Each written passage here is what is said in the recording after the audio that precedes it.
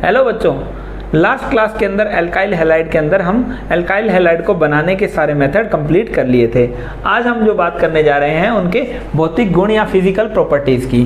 तो जो alkyl halide में जो लोअर मेंबर्स होते हैं जैसे CH3F, CH3Cl, CH3Br, C2H5F, C2H5Cl, ये सब क्या होते हैं, रूम टेम्परेचर पर गैस होते हैं। बाकी जो मेंबर्स हैं वो क्या होंगे, C18 तक के जो मेंबर्स हैं वो सारे लिक्विड होंगे। और जो हायर मेंबर जैसे जैसे एल्केन का जो ग्रुप है, एल्काइल ग्रुप बढ़ता जाएगा, वैसे वैसे ये सॉलिड होना शुरू हो जाएंगे। अगर बात की जाए इनकी डेंसिटी की तो और बॉइलिंग पॉइंट की, तो Ri का जो बॉइलिंग पॉइंट है वो सबसे ज़्यादा होगा और Rf का बॉइलिंग पॉइंट कम होगा। इसी प्रकार जो घनत्व का क्रम है या डेंसिटी का जो ऑर्डर है वो Ri का सबसे ज़्यादा होगा। इन ऑर्डर्स को आपको याद रखना है, ठीक है। तो इसी के अंदर हेलोजन अगर सेम हो तो एल्काइल हैलाइड का बॉइलिंग पॉइंट का जो ऑर्डर है वो प्राइमरी एल्काइल हैलाइड का सबसे ज़्यादा और टर्शरी एल्काइल हैलाइड का सबसे कम होगा। तो ये जो चीजें हैं वो क्या हैं, वो बताती हैं physical properties of the alkyl halide. अब हम बात करने जा रहे हैं कि एल्काइल हैलाइड कौन कौन सी रिएक्शंस को शो करते हैं। तो हम देखते हैं,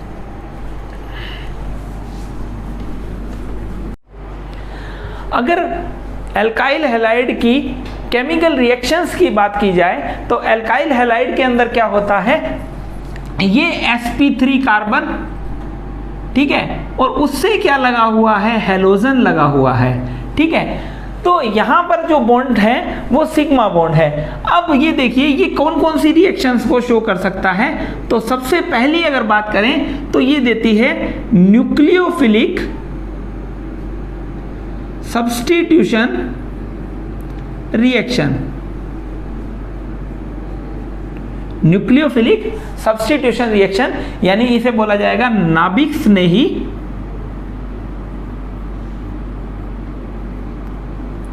प्रतिस्थापन अभिक्रियाएं। एल्काइल हैलाइड जो है वो नाभिक स्नेही प्रतिस्थापन अभिक्रियाएं देते हैं। उसके अलावा जो एल्काइल हैलाइड है वो एलिमिनेशन रिएक्शन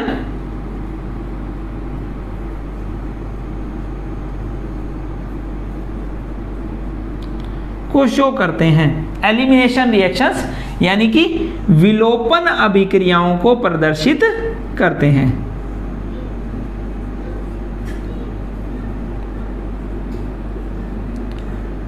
अब ये देखिए कि नाभिक स्नेही प्रतिस्थापन अभिक्रियाओं की बात की जाए तो एल्काइल हैलाइड जो है दो तरीके की नाभिक स्नेही प्रतिस्थापन अभिक्रियाएं देते हैं। एक को बोलते हैं हम SN1 रिएक्शन, है ना, यूनिमोलिक्यूलर न्यूक्लियोफिलिक सब्स्टिट्यूशन रिएक्शन। दूसरा बोलते हैं हम SN2 मैकेनिज्म, जिसको हम बोलते हैं bimolecular nucleophilic substitution reaction, या फिर SNI mechanism, intramolecular nucleophilic substitution reaction. अब अगर बात की जाए एलिमिनेशन रिएक्शन की तो एल्किल हैलाइड के बीटा एलिमिनेशन से आपको क्या प्राप्त होता है, आपको प्राप्त होती है एल्कीन। और एल्कीन वाले चैप्टर में ये सब चीजें अच्छे से बता दी गई है कि ये रिएक्शन कौन कौन सी होंगी, E1 reaction, E2 reaction and E1CB reaction. ये तीन तरीके की मैकेनिज्म से विलोपन अभिक्रियाओं को प्रदर्शित कर सकते हैं। कौन कौन सी, E1 mechanism, E2 mechanism and E1CB mechanism. तीसरी जो एल्काइल हैलाइड जो है रिएक्शन जो शो करते हैं उसको बोला जाता है reaction with metals. Reaction with metals, तो हम ऑर्गेनोमेटेलिक कंपाउंड इनसे ऑब्टेन करेंगे, है ना। जब Rx की रिएक्शन मेटल्स के साथ की जाती है, जैसे Mg के साथ करवाई जाए ड्राई ईथर की प्रेजेंस में, तो आपको क्या मिलेगा, ग्रिग्नार्ड रिएजेंट यहां पर मिलेगा। तो आपको किसका फॉर्मेशन यहां पर होगा, यहां पर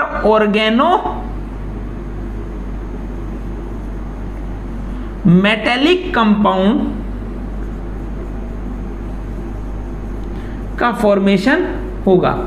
तो यहां पर जो एल्काइल हैलाइड की ये जो तीनों रिएक्शंस जो हैं वो आपके लिए मोस्ट इंपॉर्टेंट है। नीट के अंदर यहां से सवाल जरूर ही आता है कि वो कौन सा टेम्परेचर होगा, तो कब SN1 रिएक्शन होगी, कब SN2 रिएक्शन होगी, कब SNI मैकेनिज्म होगा, कब E1 होगा, कब E2 होगा, कब सेथजेफ एल्कीन बनेगी, कब हॉफमैन एल्कीन बनेगी, इवन सीबी मैकेनिज्म कब होगा। तो इन चीजों के बारे में हम स्टडी करते हैं। तो सबसे पहली बात करते हैं हम न्यूक्लियोफिलिक सब्स्टिट्यूशन रिएक्शंस की।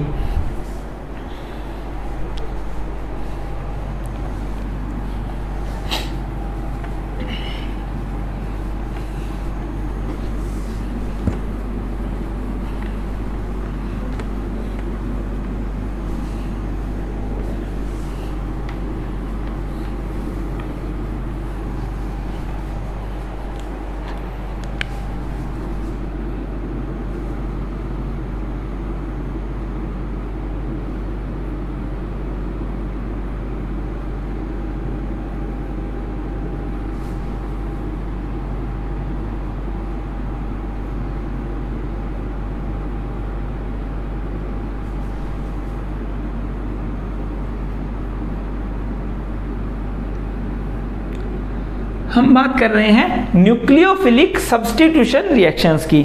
अगर मान लीजिए हमारे पास हो एल्काइल हैलाइड RX, जिसको हम बोल रहे हैं एल्काइल हैलाइड, इसकी रिएक्शन करवा दी जाती है कोई भी न्यूक्लियोफाइल के साथ में। तो जो न्यूक्लियोफाइल है इस पहले न्यूक्लियोफाइल को यहां से रिप्लेस कर देता है। ठीक है, एक न्यूक्लियोफाइल इस X माइनस को यहां से रिप्लेस कर देता है। तो आपके पास प्रोडक्ट जो ऑब्टेन होगा वो RNU और X माइनस यहां पर रिमूव हो जाएगा। तो हम इस मैकेनिज्म को बोलते हैं नाभिक स्नेही प्रतिस्थापन अभिक्रिया या nucleophilic substitution reaction. That means एक न्यूक्लियोफाइल ने दूसरे न्यूक्लियोफाइल को क्या कर दिया है, सब्स्टिट्यूट कर दिया है या रिप्लेस कर दिया है। तो ये जो न्यूक्लियोफिलिक सब्स्टिट्यूशन रिएक्शंस हैं ये दो टाइप की होती हैं।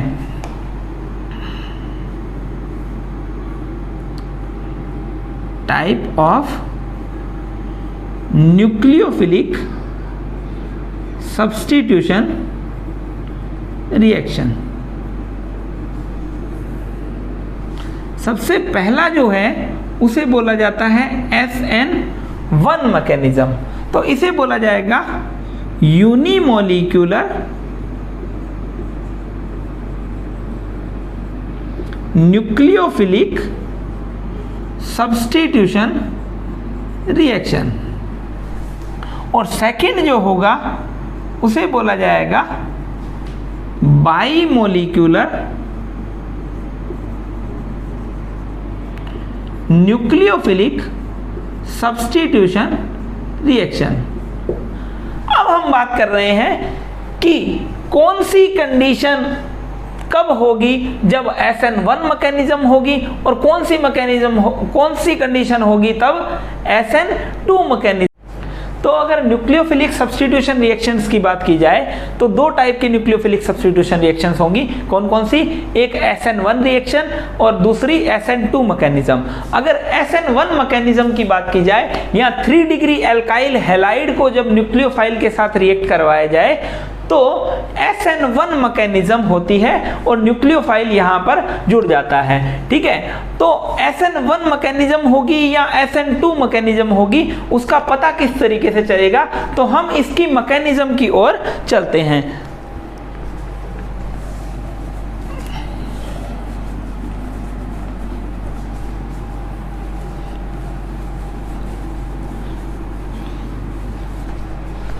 अगर मान लीजिए मैकेनिज्म की बात आए SN1, तो जब भी 3 डिग्री एल्काइल हैलाइड हम ले रहे हैं R1 R2 एंड R3, है ना। तो यहाँ पर जो है स्लो ये 2 स्टेप के अंदर होती है। स्टेप 1 की बात करें, स्टेप फर्स्ट, तो यहाँ पर क्या होगा, सबसे पहले ये जो बॉन्ड होता है वो पोलर नेचर का होता है, जिसके अंदर X की इलेक्ट्रोनेगेटिविटी ज़्यादा होगी और इसकी इलेक्ट्रोनेगेटिविटी कम होगी। तो यहाँ पर ये जो है, ये X जो है स्लो स्टेप या रेट डिटरमिनिंग स्टेप के अंदर यहाँ पर कार्बोकैटायन का फॉर्मेशन होगा।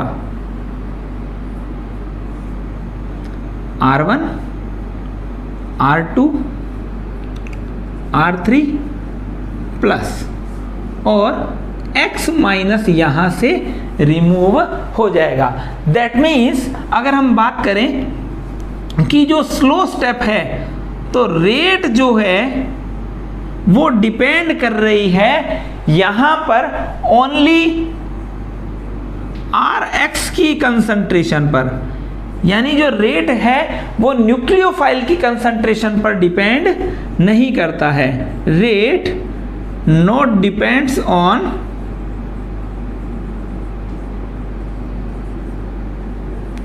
कंसंट्रेशन ऑफ न्यूक्लियोफाइल, यानी कि हम ये बोल सकते हैं कि न्यूक्लियोफाइल की कंसंट्रेशन पर यहाँ पर रेट जो है वो डिपेंड नहीं करती है। तो यहाँ पर जो रेट है वो कार्बोकैटायन का फॉर्मेशन हो रहा है, तो एल्किल हैलाइड की कंसंट्रेशन पर ही डिपेंड करेगी। अब हम बात करें कि इसका ऑर्डर ऑफ रिएक्शन क्या होगा, तो यहाँ पर ऑर्डर ऑफ रिएक्शन कितना है, 1 है। क्यों?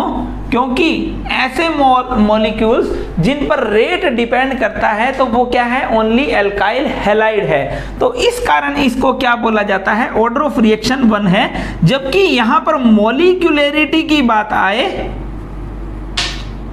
मॉलिक्यूलैरिटी की बात आए तो ये जो है मॉलिक्यूलैरिटी इसकी 2 होगी। तो हम इस कारण इसको ऑर्डर ऑफ रिएक्शन 1 होने के कारण इसे हम क्या बोलते हैं, यूनिमोलिक्यूलर न्यूक्लियोफिलिक सब्स्टिट्यूशन रिएक्शन इसको बोला जाता है। ठीक है, तो यहां पर ये जो स्टेप फर्स्ट है, स्टेप फर्स्ट क्या है, formation of carbocation. Formation of carbocation जो है वो क्या है, स्टेप 1 है। यहां पर कार्बोकैटायन का जो फॉर्मेशन हो रहा है वो स्टेप 1 है। और हम जानते हैं कि इस अबव रिएक्शन के अंदर क्या हो रहा है, कार्बोकैटायन का फॉर्मेशन हो रहा है। तो कार्बोकैटायन के अंदर अगर रीअरेंजमेंट की पॉसिबिलिटी है, रीअरेंजमेंट की अगर पॉसिबिलिटी है तो हमेशा रीअरेंजमेंट होगा ही होगा। रीअरेंजमेंट पॉसिबिलिटी है तो रीअरेंजमेंट हमेशा ही यहाँ पर होने वाला है। तो ये चीज आपको ध्यान में रखनी होगी। सबसे पहले क्या हो रहा है, SN1 मैकेनिज्म के अंदर हम 3 डिग्री अल्काइल हैलाइड की रिएक्शन अगर न्यूक्लियोफाइल के साथ करवाएंगे तो सबसे पहले कार्बोकैटायन का फॉर्मेशन हो रहा है, और कार्बोकैटायन का फॉर्मेशन होना ही स्लो स्टेप है। ठीक है, यानी कि ये जो मैकेनिज्म है वो 2 स्टेप के अंदर हो रही है। पहला जो स्टेप है वो क्या है, कार्बोकैटायन का फॉर्मेशन होना स्लो स्टेप है, और उसी स्टेप के ऊपर रेट जो है वो डिपेंड करती है। ठीक है, तो यहां पर अगर बात की जाए तो इस कारण रेट डिटरमिनिंग स्टेप जो है वो कौन सा स्टेप है, फर्स्ट स्टेप है। तो इसी को हम बोलते हैं, इसी कारण इसे बोला जाएगा, इसका ऑर्डर ऑफ रिएक्शन जो है वो क्या आएगा, 1 आएगा, और मॉलिक्यूलैरिटी जो है वो 2 आएगी। यहां पर ये क्या बन रहा है, कार्बोकैटायन का फॉर्मेशन हो रहा है। तो अगर कार्बोकैटायन जब भी बनता है तो अगर रीअरेंजमेंट की पॉसिबिलिटी है तो रीअरेंजमेंट हमेशा ही होगा। तो अब हम चल रहे हैं इसमें स्टेप सेकंड की ओर।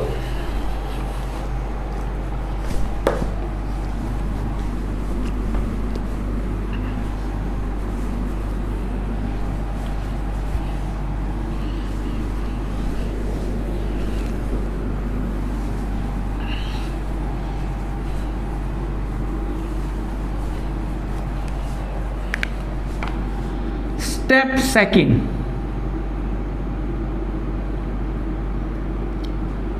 स्टेप सेकंड को हम बोलते हैं attack of nucleophile, attack of nucleophile.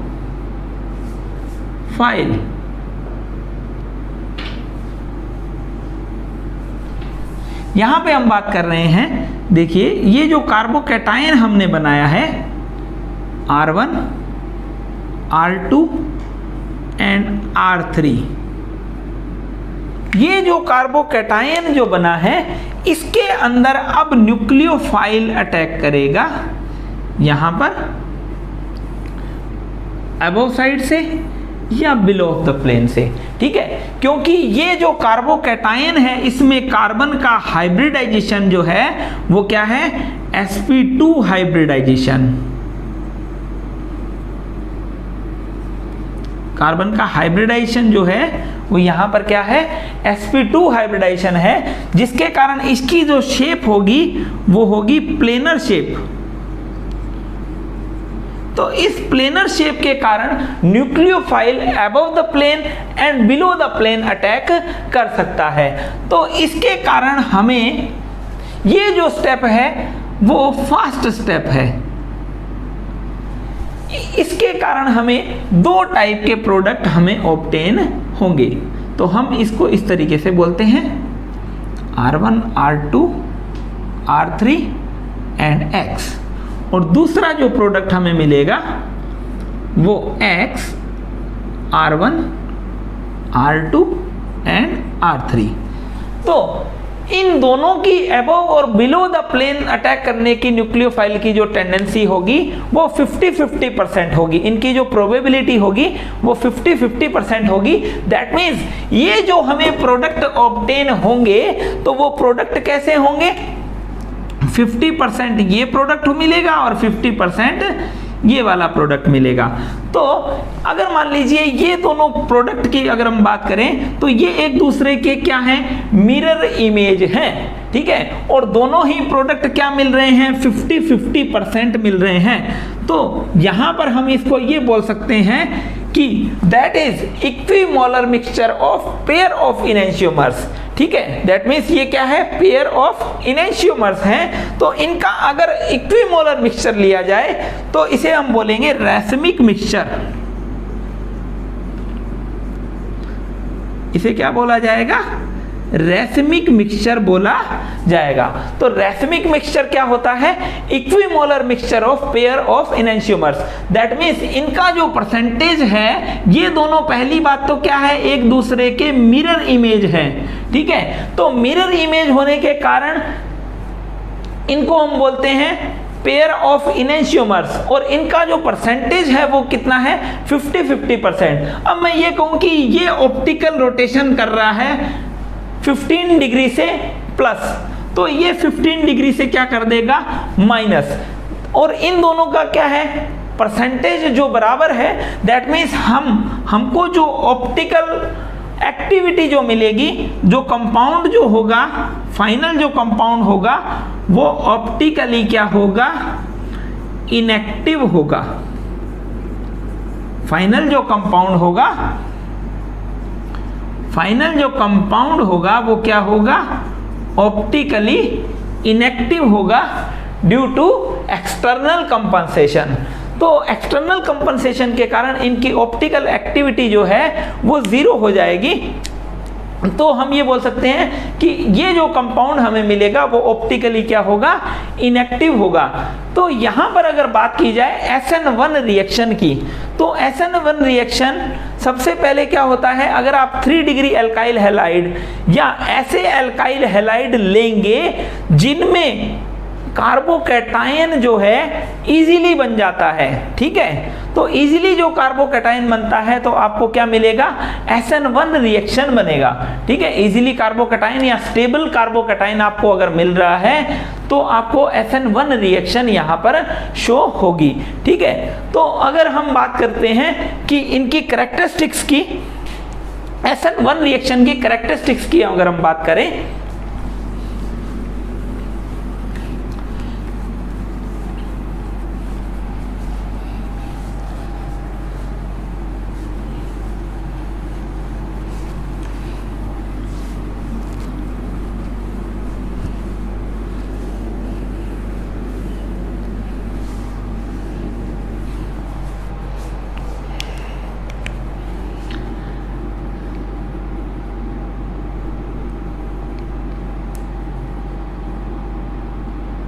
Characteristics of SN1 reaction. तो हमें सबसे पहली कैरेक्टरिस्टिक्स की बात करें तो यहां पर जो रेट है वो डायरेक्टली प्रोपोर्शनल होगा Rx की कंसंट्रेशन पर, ठीक है। इस कारण हम इसको बोलते हैं यूनिमोलिकुलर न्यूक्लियोफिलिक सब्स्टिट्यूशन रिएक्शन। अगर हम बात करें यहां पर ऑर्डर ऑफ रिएक्शन की,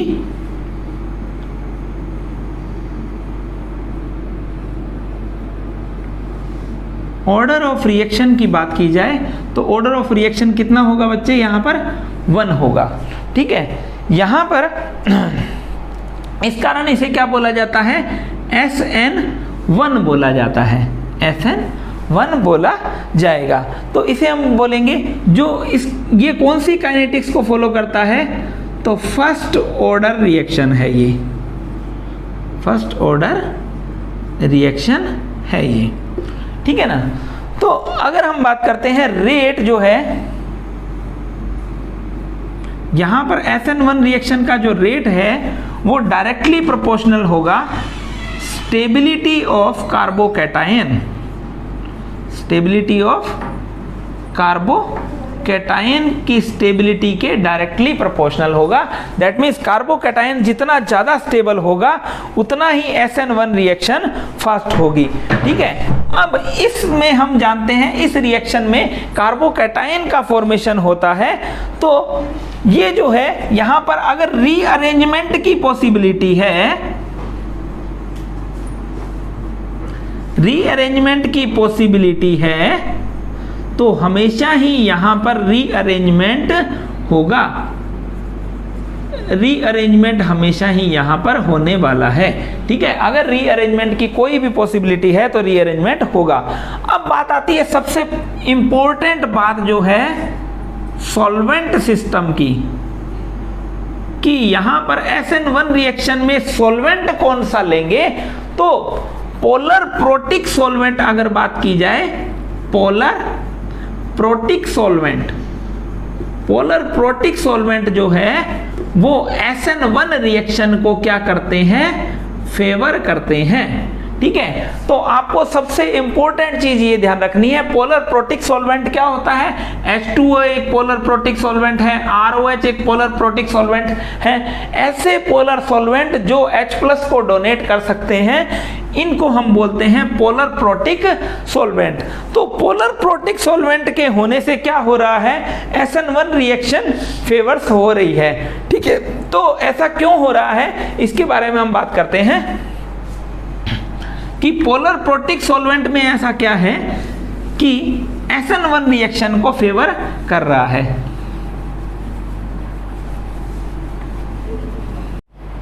तो बच्चों जो पोलर प्रोटिक सॉल्वेंट है वो किस तरीके से SN1 रिएक्शन को फेवर करेगा, तो हम देखते हैं कि अगर मान लीजिए ये 3 डिग्री एल्काइल हैलाइड है, सपोज ये 3 डिग्री एल्काइल हैलाइड जो है ये अगर डिसोशिएट होगा तो R+ और X- बनाएगा, ठीक है। तो दो बातों पे डिपेंड करेगा, ये पहला RX बॉन्ड जब टूटेगा तो ये कह रहा है कि R+ जब मैं बनूंगा तो मुझे स्टेबलाइज कौन करेगा, तो पोलर प्रोटिक सॉल्वेंट ये बोल रहा है कि मेरे पास H तो H+ निकलते हैं, ठीक है। दूसरा हमारे पास क्या है, नेगेटिव चार्ज भी होता है।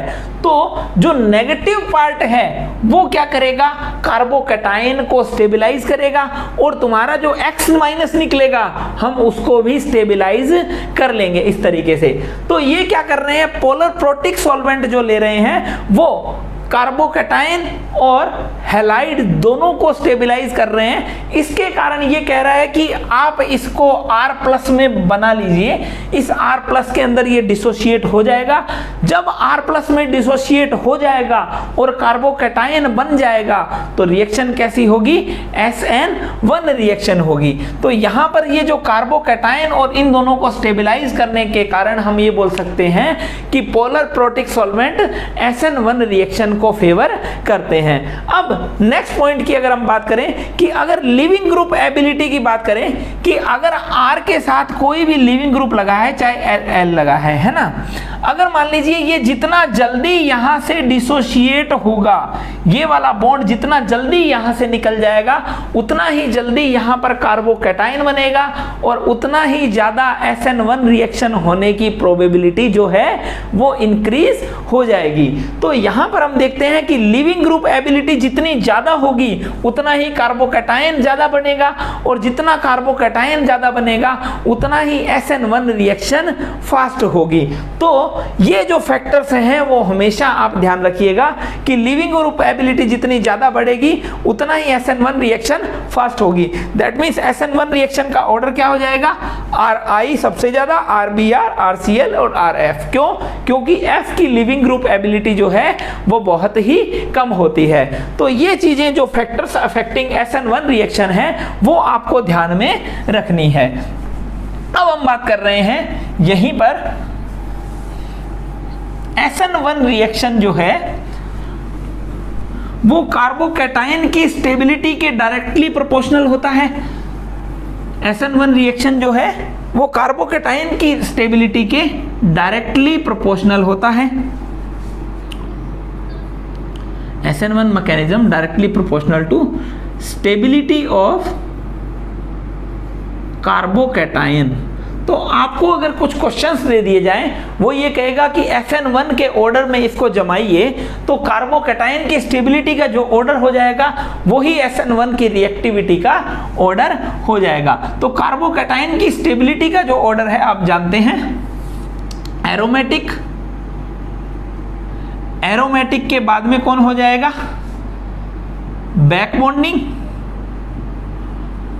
बैक बॉन्डिंग के बाद में हो जाएगा CPM, साइक्लोप्रोपाइल मिथाइल कार्बोकैटायन, उसके बाद में हो जाएगा benzylic,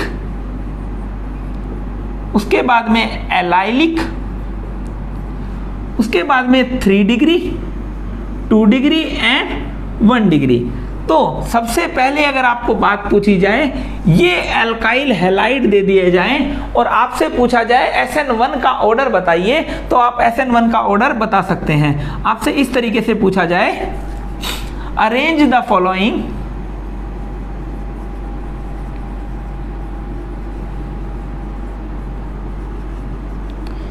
in decreasing order of SN1 reaction. SN1 reaction के डिक्रीजिंग ऑर्डर में सेट करिए। कुछ अल्काइल हैलाइड वो इस तरीके से आपको दे देते हैं।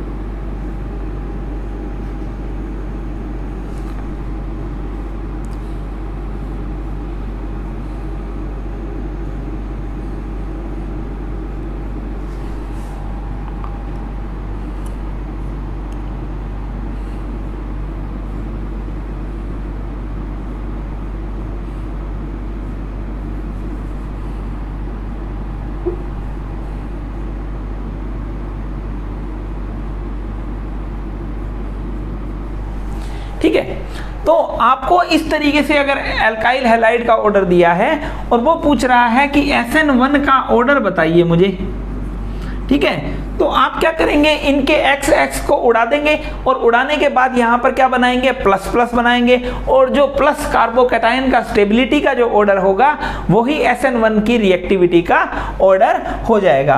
तो सबसे पहला ये बन रहा है एरोमेटिक, ये एंटी एरोमेटिक और ये 2 डिग्री। तो आप जानते हैं SN1 का जो ऑर्डर है वो क्या हो जाएगा, सबसे ज्यादा फर्स्ट और फिर हो जाएगा थर्ड और सेकंड जो है सबसे लास्ट हो जाएगा। तो आप आज की क्लास में SN1 रिएक्शन जो है उसको अच्छे से पढ़ चुके हैं। SN1 रिएक्शन की मैकेनिज्म, कैरेक्टरिस्टिक्स को हमेशा आपको ध्यान में रखना है, खासकर सॉल्वेंट सिस्टम को और लिविंग ग्रुप एबिलिटी को, ठीक है।